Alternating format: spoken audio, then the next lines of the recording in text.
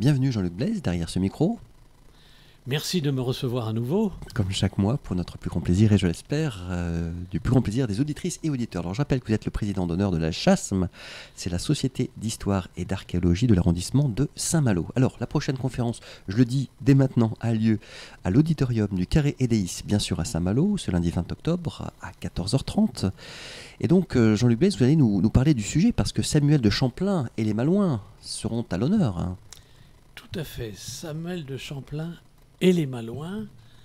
Et c'est quelqu'un qui n'est pas du tout de Saint-Malo qui vient nous en parler, Éric Thierry.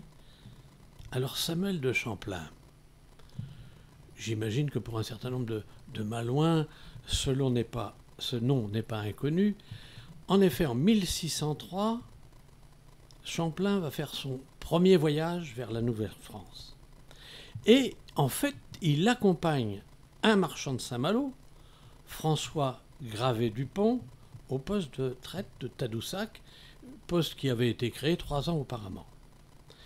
Et le 27 mai, tous deux sont reçus par le chef Anadabijou, chef des Innus de Tadoussac, et de nombreux chefs des autres nations.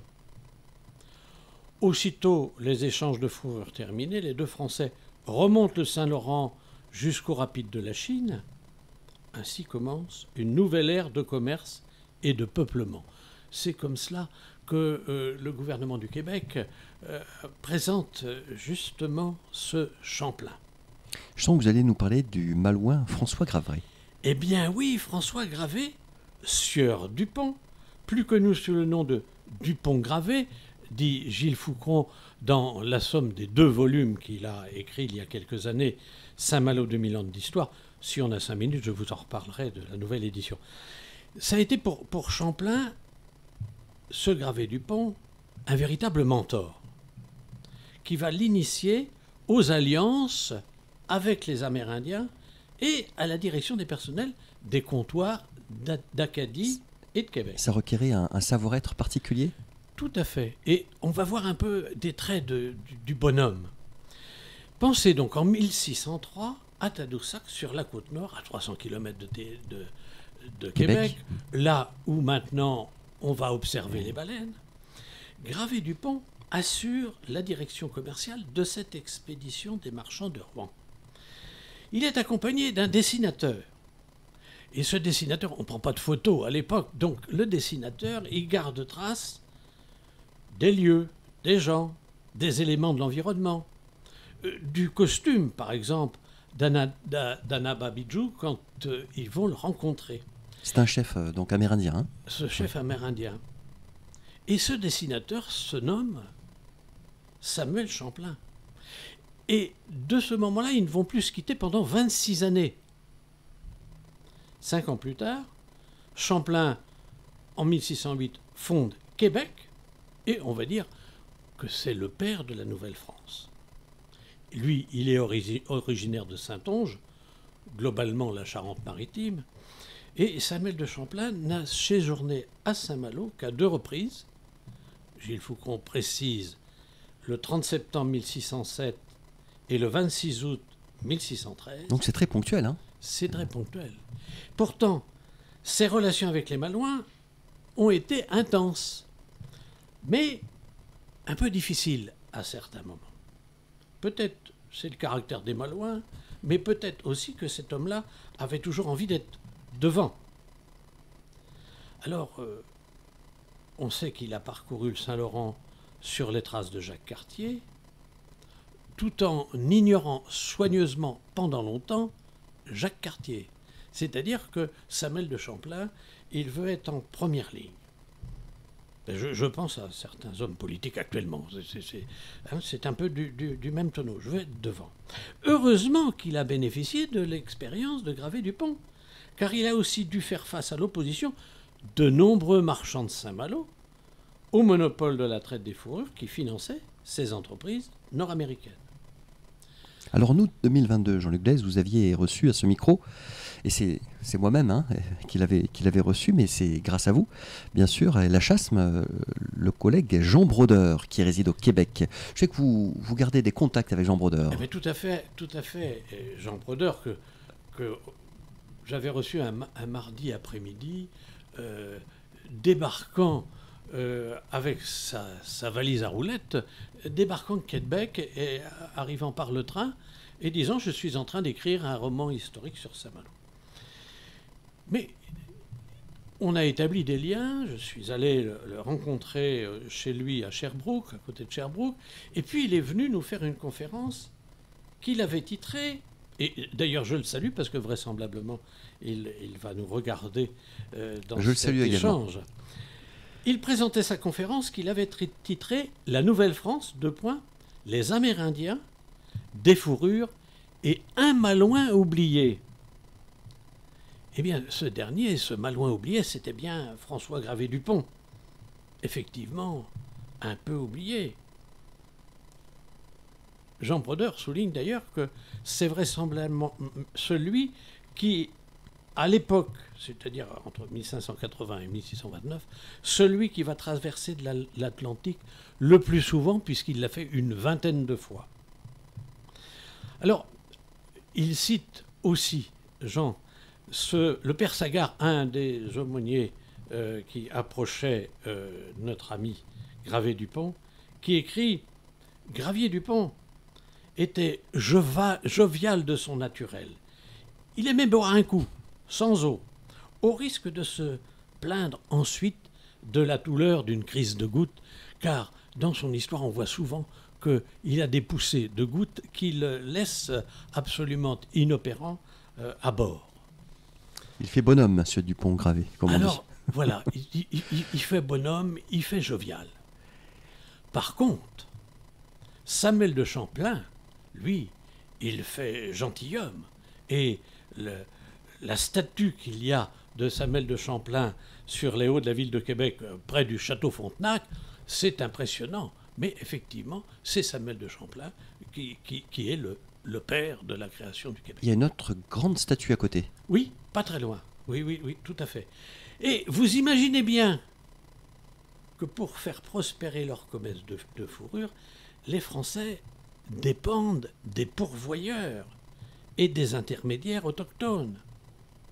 Les Inuits montagnais, les Algonquins avec les Micmacs, et puis les Hurons-Wendat. Ils doivent gagner leur confiance et tisser des liens commerciaux avec eux. En 1609, d'ailleurs, Champlain consolide ses alliances en participant à une première offensive contre les Iroquois. Il remonte de nouveau la rivière des Iroquois et laisse une description fort intéressante, d'ailleurs, des rapides de Chambly. Dans le chapitre des Annales de 2022, Jean-Luc Blaise, rédigé par Jean Brodeur, on y revient, il cite plusieurs fois Éric Thierry, que vous accueillez pour cette conférence lundi au Carré Deis. Voilà, on va accueillir Éric Thierry, que je ne connais pas personnellement. C'est quelqu'un qui nous a sollicité d'ailleurs pour faire une conférence à Saint-Malo. C'est un historien spécialiste des débuts de l'Amérique française. Il séjourne régulièrement au Québec. Il a publié d'ailleurs chez l'éditeur québécois Septentrion les œuvres complètes de Samuel de Champlain, à laquelle l'Académie française a décerné en 2020 le prix du rayonnement de la langue et de la littérature française. Il a aussi réalisé la biographie coéditée à Septentrion et l'éditeur français des Indes savantes. Les œuvres complètes de Champlain, c'est 594 pages, 714 pages dans la dernière édition, qui a aussi le prix du rayonnement de la langue et de la littérature française décerné par l'Académie française en 2020. C'est vous dire que notre orateur sait de quoi il parle et ça va compléter tout à fait utilement et on aura beaucoup d'intérêt à l'écouter après avoir relu ce que Jean Brodeur nous avait dit, nous avait écrit dans le numéro des Annales de 2022. Les deux conférences vont s'emboîter joliment. C'est un collègue aussi, puisqu'il préside. Alors, oui, c'est un collègue parce historique. qu'il préside la Société historique de Haute-Picardie, qui est beaucoup plus jeune que la Société d'histoire de Saint-Malo fondée en 1899. La Société historique de Haute-Picardie n'a été fondée qu'en 1914. Et puis en 2012, il a présidé, Éric Thierry, la Fédération des sociétés d'histoire et d'archéologie de l'Aisne. Voilà donc quelqu'un qui sait de quoi il parle sur ce sujet et qui il va rencontrer quand il vient dans une société d'histoire, puisqu'il connaît les populations et les sociétaires de nos sociétés. Voilà. Alors, je crois savoir, Jean-Luc Blaise, que vous souhaitez revenir sur l'encyclopédie de Saint-Malo de Gilles Foucron. Vous l'avez évoqué succinctement tout à l'heure. Voilà, tout à fait, parce que Gilles Foucron, il y a quelques années, nous a proposé 2 volumes formidables sur Saint-Malo, 2000 ans d'histoire. Et Gilles, qui fait partie de ceux qu'on appelait à une période les érudits locaux, les historiens locaux, quelqu'un qui a fait un travail monumental, on dirait de bénédictin. Gilles a fait un travail considérable et on a la chance d'avoir à Saint-Malo un éditeur, une éditrice, les éditions Christelle. Eh bien, voilà que est publiée à nouveau une mise à jour avec 100 000 entrées de mots, 10 000, pardon. Voilà, c'est le prochain, la prochaine édition qui sera. Non, mais 10 000 entrées. C'est pas mal déjà. De mots, de noms, de prénoms, de noms de rues, qui va faire que, effectivement, c'est un excellent cadeau pour les fêtes de Noël. C'est une édition tout à fait nouvelle, remise en page, enrichie avec des illustrations. Bref, l'ouvrage que tous les Malouins aimant l'histoire, aimant notre patrimoine, doivent avoir à la maison et offrir largement. Que je m'offrirai bien moi-même d'ailleurs, cette encyclopédie. Ça a l'air très intéressant. Alors, il y a aussi une belle exposition qui a bien fonctionné, Jean-Luc Blaise, à la Grande Passerelle cet été. C'était l'exposition qui a été, là aussi à l'initiative de Gilles Foucron, Les oubliés du grand métier. Ce qui a donné l'occasion d'ailleurs de parler du grand métier, de la pêche à Terre-Neuve, pendant les 2 mois ou les 3 mois de l'été, puisqu'on avait ouvert avec la conférence de Jean Lebrun, puis cette exposition qui a duré, et nous avons terminé par une table ronde. Nous sommes en train de préparer un ouvrage, justement, mais je vous en reparlerai. Bien sûr. Toujours est-il que cette exposition des oubliés du grand métier, c'est 6315 visiteurs dans ce 4e lieu de la médiathèque, la Grande Passerelle. C'est absolument remarquable. Et d'ailleurs, cette exposition, je crois qu'elle va circuler dans les communes autour de Saint-Malo, et ça va être tout à fait intéressant. On voit combien les Malouins sont attachés. C'est la question que j'allais vous poser, effectivement. Ouais. Ça dit quelque chose, cet intérêt pour ça parle la grande pêche. Ouais. De l'intérêt des Malouins pour leur histoire et l'histoire de proximité. C'est-à-dire que dans beaucoup de familles, on dit « Ah, il y a le grand-père, l'arrière-grand-père, l'oncle, un tel qui a été à la pêche à Terre-Neuve. » Ça ne ramène pas souvent des bons souvenirs, mais... Parce qu'il y en a beaucoup qui ne sont pas revenus de la grande pêche. Il y en a beaucoup qui ne sont pas revenus. Ouais. Vous le lirez dans l'ouvrage qu'on est en train de préparer. Lors de la table ronde, ça a été tout à fait passionnant. Et beaucoup attendent cet ouvrage aussi, qui sera publié en mars de l'année prochaine. Mais c'est vraiment tout à fait passionnant de regarder la trace, j'allais dire, dans les familles. C'était douloureux, mais c'était en même temps la culture de notre territoire, du territoire malouin. Quand je parle du territoire, c'est vraiment Saint-Malo agglomération, puisque vraiment beaucoup de gens habitant dans l'arrière-pays. Les Borderances. Les Borderances, oui, tout à fait. Parce que les petits graviers qui partaient étaient des gars du pays, C'était matelots, des gars de tout cet les environnement. mousses, Oui. Alors, qui tranchaient la morue.